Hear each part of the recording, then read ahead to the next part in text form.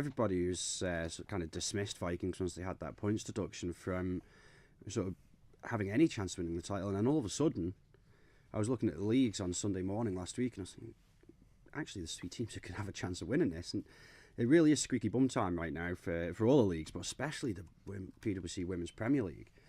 Castan A lost on Tuesday night to Valkyrs A 4-1 in the Cup. And in all fairness, I think Valkyrs A will probably beat Castan A again. But you've got to expect on a Tuesday night, there's some personnel might not be available for the side. So it can't be an absolute reflection of what may happen this weekend.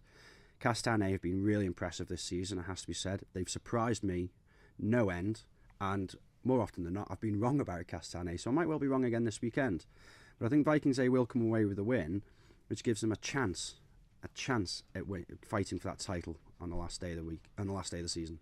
I mean, I don't want to open that can of worms that is player eligibility, because it is a very touchy subject, but my word, has it made it interesting. Vikings A have to overturn 12-goal deficit. You were telling me before.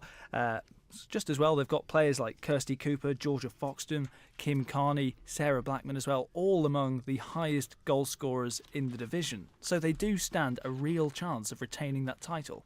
It is a real chance. I mean, it does rely on, Backers Ladies A potentially beating Valkyrs A tomorrow, or even the Valkyrs A versus Castan A game, which should be on the last day of the season, has been moved to Tuesday night.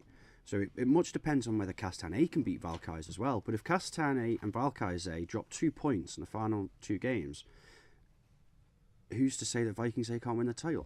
They've scored 12 goals in 2 games before. And who's to say they can't turn around this deficit, especially when other teams are going to be scoring against their competitors as well. So they're very much in the fight. You have to say at this point in time, Valkyrs A are favourites for the title.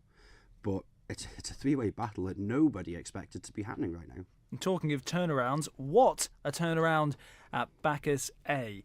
7 straight defeats. A couple of those, one was overturned after the fielding of an ineligible player. But in terms of turning up and playing on a Saturday, 7 straight defeats for them in the Premier League. They've won 2 in a row now. And there's always a lot of talk when there's a side at the bottom of the league. Their performances are improving. They're getting better and better each week. It's only a matter of time before they get the win. But the proof was in the pudding, because the results have turned right around, and they're looking to make it 3 wins in a row tomorrow. Only Valkyrs A standing in their way. Yeah, and I think Backers A have been, and I've said it every week to be fair, that they're improving week on week. They look like a Premier League team. You can see how they're trying to play. They couldn't quite convert short corners at the start of the season. Well, Sam Hassel has converted a couple in the past 2 games. They beat the big team everybody wanted to beat in Vikings A, and in open play.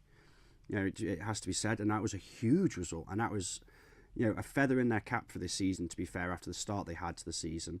And they are getting better, so I get the impression that they could beat Valkyrs A tomorrow.